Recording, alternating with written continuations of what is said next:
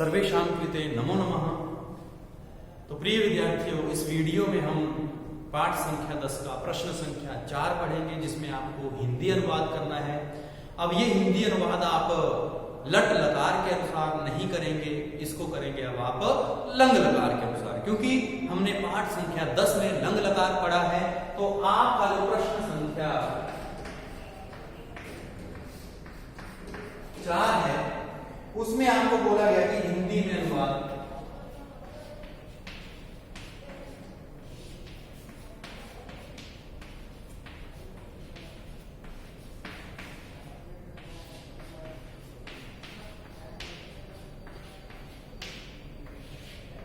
ठीक है, हिंदी में अनुवाद कीजिए।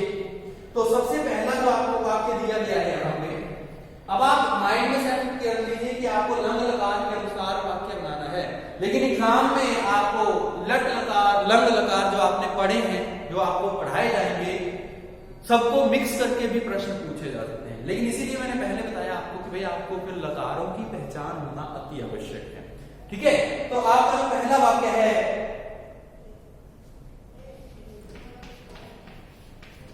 बालिका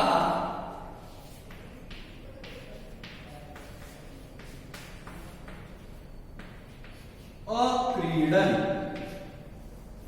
हमारे पास वाक्य क्या है बेटा, बालिका अक्रीडन।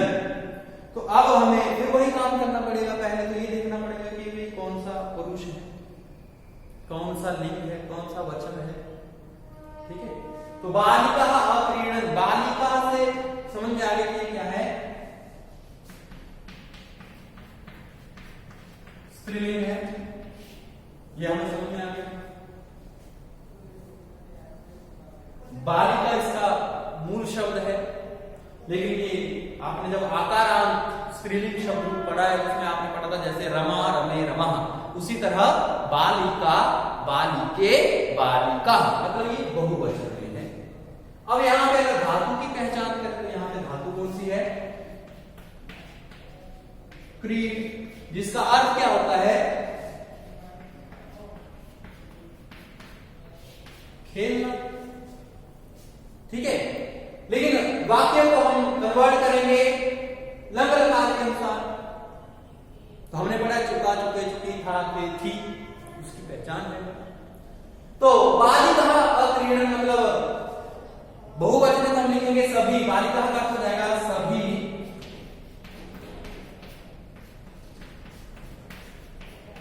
बालिकाएं, क्रीड इसकी मूल धातु है जिसका अर्थ है खेलना, लेकिन लकार है लंग, लंग लकार है। तो आपने बोला पढ़ा है अक्रीडक अक्रीडताम अक्रीडन, मतलब खेल चुकी, सभी बालिकाएं खेल चुकी। बेटा कोई टफ नहीं है, कुछ टफ नहीं है, लेकिन बात वहीं खत्म होगी, शब्द रूप और धातु रूप। ठीक है, तो आप इनके ऊपर ध्यान दीजिए, आपका एक भी प्रश्न जो है वो गलत नहीं होगा, लेकिन शब्द धातु रूपों को आप क्या कीजिए, याद कीजिए। तो ये आपका क था कंप्लीट, सभी बालिकाएं खेल चुकी। ठीक है, अब हम आगे बढ़ेंगे ख भाग के लिए। तो ख भाग में जो प्रश्न हमें दिया गया है बेटा, जो वाक्य है वहां पे वो बोला जनः अहसत्, यह आपका वाक्य दिया उसने। अब इसको बोला कि आप इसको हिंदी में बनाइए। तो हिंदी में बनाना है तो भाई उसको पहले आप कर्ता की पहचान करेंगे। जन मतलब लोग। ठीक है, जना जैसे आपने पढ़ा रामम, देखो ये अकाराम पुल्लिंग शब्द है, क्योंकि न के अंत में क्या है, न के अंत में क्या है, अ, और उसके बाद विसर्ग है, वो छोड़ो, वो एक वचन जब उसका बनेगा तो विसर्ग आएगी। लेकिन इसका मूल शब्द जो जन है, तो जन को जब आपने अलग किया तो उसके अंत में क्या आया, ये अ आया, इसलिए क्या हो गया, अकारांत। उसी तरह जैसे हमने पहले बालिका पढ़ा ना, देखो बालिका आपने पढ़ा, तो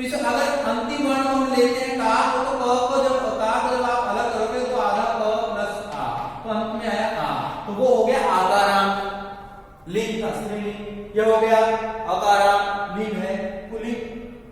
ठीक है, तो ये आपको पहले चीजें बता दी गई हैं, लेकिन आपको याद रखना है, समझना है।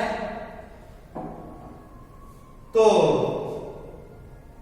जन्माक्षर के पुल्लिंग में एक वचन है और प्रथमा का एक वचन। आहसक में मूल धातु हस है, जिसका अर्थ होता है हंसना।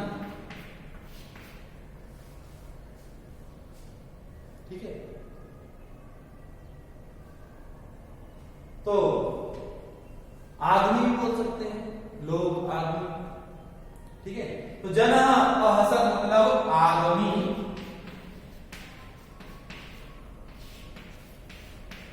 हंस चुका, आदमी हंस चुका। ठीक है, जना अहसक मतलब आदमी हंस चुका। पहचान को याद रखिएगा, था, थे, थी, चुका, चुके, चुकी। लंग लकार में था, है, हैं, हो, हूं, ही, ये जो भी है सारा लट लकार। तो आपका ये ख भाग में कंप्लीट होता है। जना अहसक आदमी हंस चुका। देन उसके बाद ग भाग में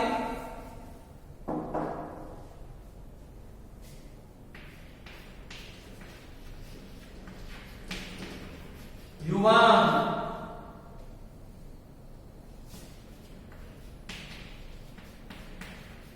अधावतम।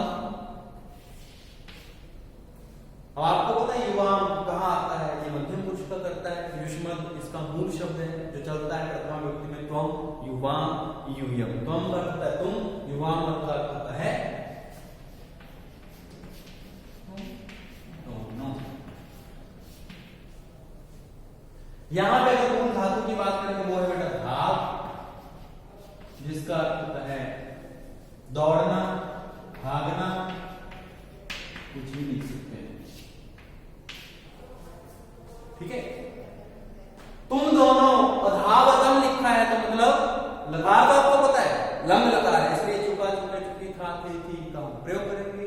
तुम दोनों दौड़ चुके, तुम दोनों दौड़ चुके। तो आई होप आप इसको समझ रहे हैं और आपको ये इजी भी लग रहा है। बिल्कुल आप इसको आसानी से हल करने में सक्षम हो चुके हैं अभी। तो इसके बाद घ भाग में पूछता है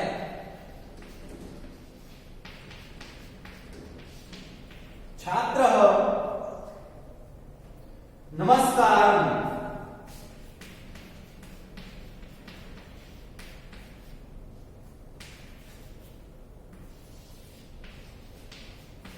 अकरोत,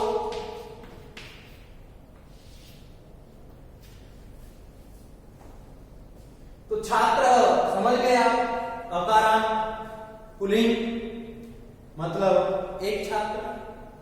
नमस्कार मतलब प्रणाम। अकरोत में अगर धातु की बात करें तो वो है क्री, जिसका अर्थ होता है करना।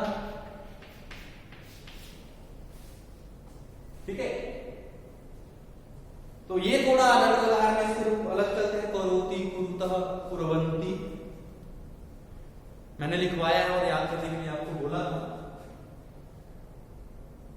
तो लंग लकार में धातु बनती है अकरोत, एक वचन है, प्रथम पुरुष के एक वचन में। छात्र नमस्कार मतलब छात्र मतलब छात्र, नमस्कार का होता है मैंने प्रणाम।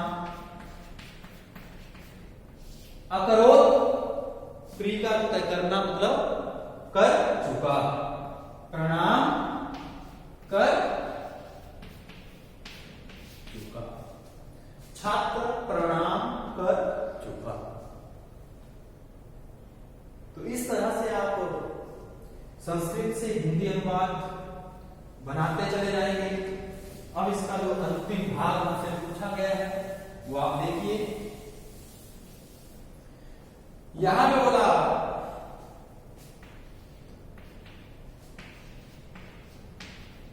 अहम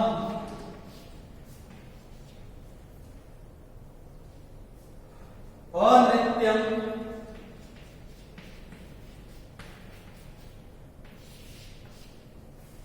अहम अनृत्यम। अहम का आपको पता है कि होता है मैं। यहां मूल धातु की अगर बात करूं तो वो है नृत्य, जिसका अर्थ है नाचना। अहम एक वचन में है तो आप समझ गए, मैं नाच चुका, मैं नाच चुका। तो इस तरह से आप सभी विद्यार्थी कैसे हमें संस्कृत से हिंदी अनुवाद करना है, किन किन चीजों का ध्यान रखना है। खेल सारा शब्द रूप और धातु रूपों का है, जितने आपको वो याद होंगे उतने ही आप संस्कृत को समझते चले जाएंगे और उतने ही संस्कृत आपको फिर आसान लगती चली जाएगी। तो इस प्रश्न को भी आप ध्यानपूर्वक देखें, समझने का प्रयत्न करें और समझकर फिर अपनी उत्तर पुस्तिका में इसको लिखें। तब तक के लिए शुभ दिन, धन्यवाद।